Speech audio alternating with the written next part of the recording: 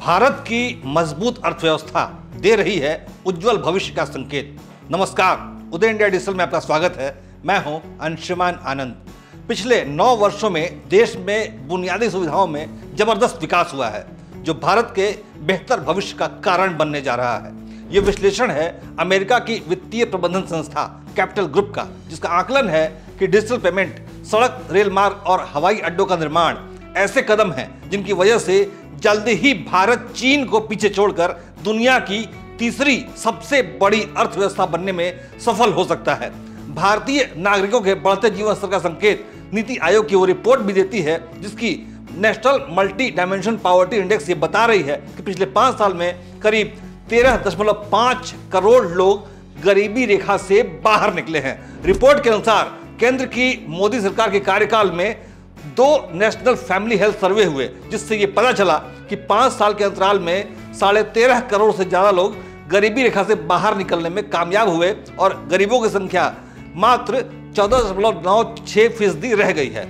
साल 2015-16 और साल 2019-20 के बीच देश में गरीबों की संख्या करीब 24.85% थी, जो कि अब गिरकर करीब 14.96% पहुंच गई है। यानी पिछले 10 सालों में गरीबों की संख्या में कुल 9.89% की बड़ी गिरावट दर्ज की गई है।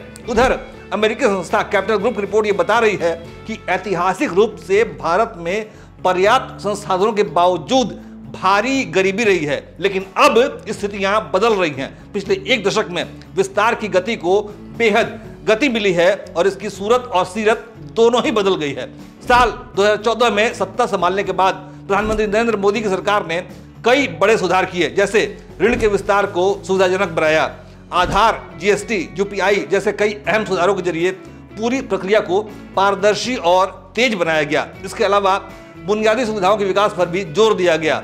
अमेरिकी वित्तीय प्रबंधन कंपनी कैपिटल ग्रुप ने अपने विश्लेषण में यह पाया कि भारत में विकास अमीर और गरीब दोनों ही तबकों के लिए हो रहा है। जहां गरीबों के लिए किफायती दरों पर आवास का निर्माण किया जा रहा है, वहीं पिछले 5 वर्षों में सरकार ने सड़कों, रेल मार्गों, हवाई अड्डों और बंदरगाहों के निर्माण में अरबों डॉलर खर्च किए हैं। अर्थव्यवस्था को डिजिटल मोड में करने से कच्चे माल से लेकर सर्विसेज तक को ट्रैक करने में आसानी हुई है। साथ ही फॉर्मल मैन्युफैक्चरिंग और इंडस्ट्रियल सेक्टर का हिस्सा और दायरा दोनों ही बढ़ा है। घरेलू उत्पादन बढ़ाने के लिए सरकार ने PLI यानी प्रोडक्शन लिंक्ड इंसेंटिव योजना चलाई, जिससे अर्थव्यवस्था की रफ्तार बेहद तेज हुई है और इसकी वजह से IMF जैसी अंतर्राष्ट्रीय संस्था भी अब ये मान रही है कि साल 2027 तक भारत दुनिया की तीसरी सबसे बड़ी इकोनॉमी बन सकता है। भारत में कंप्यूटर, दूरसंचार उपकरण, मोबाइल फोन और घरेलू उपकरणों के लिए मैन्युफैक्चरिंग कैपेसिटी बढ़ाने पर जोर दिया जा रहा है।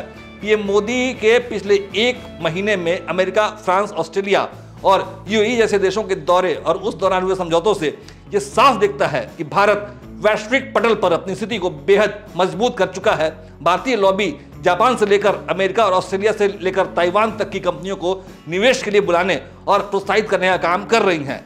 एप्पल भारत में iPhone 14 का उत्पादन कर रहा है, तो जापान की कंपनियां मित्सुबिशी और डाइकिन AC से लेकर तमाम तरह के उपकरण और कलपुर्जे बनाने के लिए निवेश कर रहे हैं। दुनिया भर के आर्थिक विशेषज्ञों का कहना है कि भारत में अगर राजनीतिक स्थिरता बनी रहती है और सही नीतियों को लागू करने का सिलसिला इसी तरह जारी रहता है, तो भारत के लिए आने वाले समय में चीन को पीछे छोड़ना कोई बहुत बड़ी बात नहीं होगी। ये सभी लक्षण बता रहे हैं कि आने वाला दशक भारत का है, जब हमारा देश पूरी दुनिया को अपनी विकास की चमक से चकाचौंध कर देगा। यानी हमारी मजबूत हो रही अर्थव्यवस्था उज्जवल भविष्य का संकेत दे रही है। जय हिंद, जय भारत।